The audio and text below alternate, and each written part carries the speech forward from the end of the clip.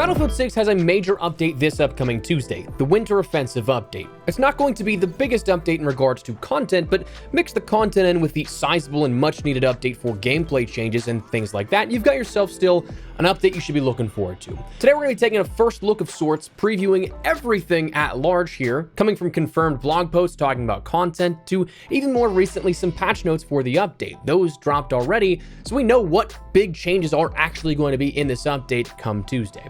Today we're taking a look at the broader perspective of the Winter Offensive update, what you should know, so drop your thoughts as we go along, drop a like if you enjoyed the video, and make sure to subscribe to stay up to date with all things Battlefield 6 and other FPS content. I'd love to have you in the community. But for now, let's get into it. Let's start out on the content side of things here. Winter Offensive is going to bring us, firstly, Icelock Empire. This is going to be a limited time variation of Empire State, where it's going to be just simply covered in snow. There's going to be the winter aesthetic to it, changing a little bit the dynamics for the, I would say, visual recognition of the map and the exterior environments. A bit more of a contrast for player uniforms and things like that against a white snowy backdrop instead of some of the foliage, some of the different alleyways you could weave in and out of that may create some darker shadows. You instead might have some better visibility out of this, but we're going to see a snow-covered Empire State here as one of the main offerings for this. But one of the other bigger things here is the Icelock limited time event that comes along with this, where this is a limited time event centered around a mechanic called the Freeze, a gameplay modifier that will slowly reduce player health if they do not seek external heat sources. They say that combat zones will be designated as heat zones to bring your core temperature back up to normal, or you can also create fire using incendiary grenades or other gadgets to bring that heat and that temperature back up. So for me, I'm kind of considering this like a sort of maybe interior locations of play, like the Empire State buildings or those main galleries that you can weave in and out of. The interiors of those buildings have central heating, where it's nice and warm in there. You're cozy in there, you can have a regular gunfight, but if you stay out in the streets too long, you're navigating some of the alleyways, well, that's where you might start to lose some of that internal heat. You'll start to slowly reduce that player health by not having those heat sources readily available to you, so you start to die. That's my personal guess based off of how they explain this here, where it's something that no matter how you spin it, whether that is a perfect representation of what we're talking about, it seems like you're going to have to stop by at some checkpoints to end up heating yourself back up again and making sure that you're at full health. Whereas if you're out too long in the gunfights or in the cold, you're gonna start losing some extra health on top of that. But the Icelock limited time event is a gameplay modifier here of some of the existing experiences. Icelock Gauntlet will be a limited time RedSec event here, where it's going to be similar to the regular Icelock limited time event that we just mentioned, where you have that same sort of harsh winter condition you have to combat. But unlike the traditional Gauntlet experience on Fort Linden, Icelock Gauntlet only takes place on the Empire State Icelock variation. So you're going to be playing Gauntlet in a 3 operations set and locked every single match on a smaller scale experience here with this. So kind of housing everything and keeping it all together with this, which is going to be interesting, but also kind of nice because if you're a free-to-play player playing Gauntlet from the RedSec experience, you're going to have a direct access for a couple of weeks here to a multiplayer map that you can get accustomed to that might be a little bit of a change of pace for you. So that's cool. The ice climbing melee axe is also going to be something that is introduced with this, where it said it's designed to make an enemy's blood run cold or pick through the delicate environment pieces, but this will be the final free tier reward of the Winter Offensive bonus path. Now, one thing to consider is that we will end up seeing that new event battle pass as a result of this update. So while not explicitly confirmed, it's going to follow what we've had with the California Resistance event tiers. To progress through the 11 event rewards, you're going to have to play those new items, that Icelock Empire State, the Icelock as an event, or the Icelock Gauntlet to progress through this new event pass.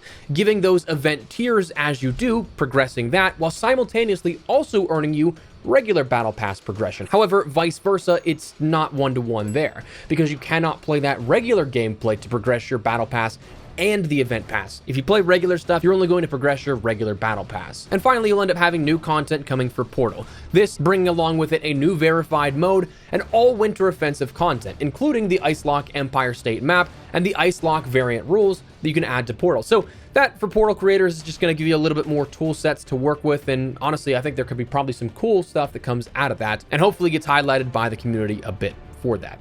But that's the content that we have here. Again, in some cases, it's going to be a lot of fun to play around with this, but also quantity-wise, it's not like the next biggest update to expect. Season 2 will be right around the corner here at the turn of the new year, likely. Early January is my guess. Then we'll, of course, have a lot more content coming, but in terms of quantity, it's a little bit on the lower side, but still some substantial content coming. But the gameplay changes. It was previously mentioned that there were targets for the upcoming update, but today we actually saw the release of the patch notes that we know exactly what we'll be getting in relation to those bigger changes for Battlefield 6. Some of this stuff is a bit of a recap, just because we did recently talk about this when they previewed what was going to be coming, but with the specific details, I figure with a full first look at the update coming, it's best to be thorough, but we'll cover them in a more condensed way so as to not become monotonous with it. Hit registration is something that will be adjusted with this update across the board, where they said this will include situations that previously felt unreliable, including quick aim adjustments, firing before a zoom completes, and close quarters fights with many players in the matches.